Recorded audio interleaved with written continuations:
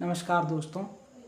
पिछले दिनों हमारे देश में व्यापक रूप से छोटे बड़े बच्चे बुजुर्ग और सभी अंतर्राष्ट्रीय स्तर के जितने भी नेता अभिनेता कलाकार बड़े बड़े बुद्धिजीवी लोग हैं, उन सब ने योग का अभ्यास किया, प्राणायाम का अभ्यास किया और योग के विभिन्न क्रियाओं को अपने जीवन में आत्मसात किया। हमें गर्व है कि हमारे भारतवर्ष से निकली हुई ये प्राचीन परंपरा हमारे ऋषियों की धरोहर और संपूर्ण संसार के लिए उत्तम स्वास्थ्य की एक कला है, जिसे हम योग के नाम से जानते हैं। पूरी दुनिया के अंदर विभिन्न देशों में अधिक से अधिक लोगों ने भाग लेकर के और इस योग की धरोहर को आगे बढ़ाने में अपना सहयोग दिया। हम सब बहुत ही सौभाग्यशाली हैं कि हमें अपनी इन प्राचीन धरोहरों को संजोने का शुभ अवसर मिलता है, इनको अपनाने का शुभ अवसर मिलता है, आत्मसात करके अपने जीवन को उत्तम स्वास्थ्य, उत्तम चिंतन और उत्तम जीवन शैली में परिणत करने का मौका मिलता है। समय समय पर चीज़ें जो धरोहर के रूप में हमें प्राप्त हुई होती है उसे हम भूलने लग जाते हैं, लेकिन फिर एक समय आता है कि हम पुनः उन धरोहरों की तरफ मुड़ने लग जाते हैं और हमें उनका महत्व पता चलने लग जाता है। हमें पुनः अपनी जो प्राचीन परंपराएं हैं उनको अपनाने का अवसर मिलने लग जाता है और हम उसके महत्व को समझने लग जाते हैं।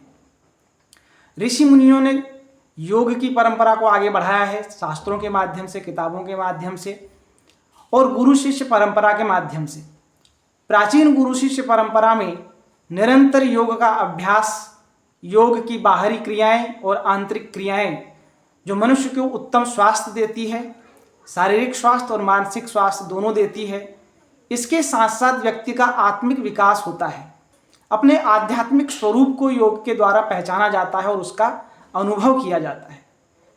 तो हम सब बहुत खुश हैं कि हम इस तरह की जो महान परंपरा है और जो महान विधि है उस विधि का पालन करते हैं, अपने जीवन में आत्मसात करते हैं और उससे एक उत्तम स्वास्थ्य का लाभ भी प्राप्त करते हैं। योग के ऊपर एक बहुत सुंदर कुछ पंक्तियां हैं जो मैं आप सबको सुनाना चाहता हूं। योग की परंपरा है सदियों से पुरानी, धरोहर है ऋषियों की तप की कहानी। मन चित्त आत्मा का होता है मिलन, धारणाओं ध्यान से हो पापों का समन। प्राणों पे नियंत्रण ये प्राणायाम सिखाता है, आसनों के अभ्यास से बलिष्ठ तन होता है। प्रत्याहार हरे चित्त के विकारों को, अग्नि मिटाती जैसे स्वर्ण के विकारों को।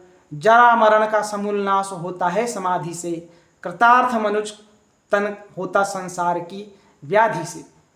ये सुंदर पंक्तियां हैं जिनमें योग का पूरा सारांश छुपा हुआ है। योग में यम नियम आसन प्राणायाम धारणा ध्यान और समाधि, प्रत्याहार धारणा ध्यान और समाधि, ये 8 अंग हैं। सबसे पहले महर्षि पतंजलि ने इन सभी योग क्रियाओं के ऊपर विशद रूप से ग्रंथ लिखा। हालांकि ग्रंथ को लिखने से पहले और महर्षि पतंजलि से पहले भी यह परंपरा गुरु शिष्य माध्यम से मौखिक रूप से चली आ रही थी। बाद में धीरे धीरे इस पर किताबें लिखी जाने लगी, इसे प्रैक्टिकल किया जाने लगा और लोगों ने इसके महत्व को समझा। बहुत जटिल से जटिल बीमारियों को नित्य प्रति अभ्यास से समाप्त किया जा सकता है।